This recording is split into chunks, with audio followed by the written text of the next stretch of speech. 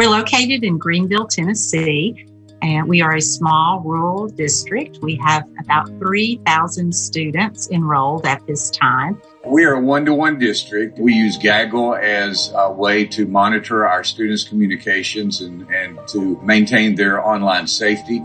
Very quickly after we implemented Gaggle, we began seeing things that we had no way of knowing about.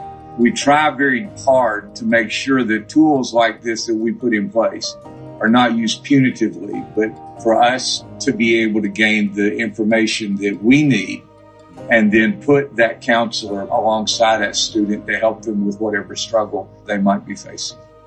We've identified a number of students that were contemplating self-harm, and there was one that stuck out. Her suicide note had been brought to my attention by Gaggle. I read it, and it was a masterpiece of literature. This student has a phenomenal writing ability. And I shared that back with the school, and I said, this is the most wonderful prose that I've ever read. And if we could get someone alongside this student to channel that creativity into something productive, this child will win the Pulitzer Prize someday. I hope that there's never a year in this school district that we are unable to find funding to support Gaggle. I believe it is as necessary as the very internet access throughout our district.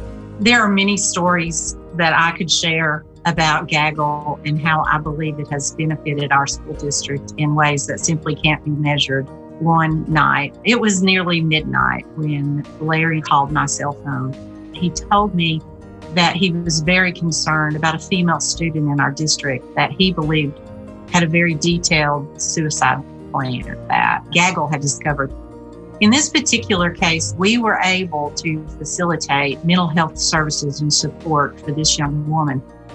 Weeks went by, and I received a phone call from the mother, and she told me that prior to the Gaggle notification and our making her aware of this, that she nor her husband had any indication that this young woman was even depressed. This alert triggered a series of events that literally led to this young woman receiving the mental health services and support that she needed, not only to survive, but to thrive. And that's really our hope and our goal in this school district, that every child doesn't just survive as they move through our school district, but that we help them identify something that will help them feel and be successful. The day after that incident, I called Beverly and said, Gaggle just paid for itself.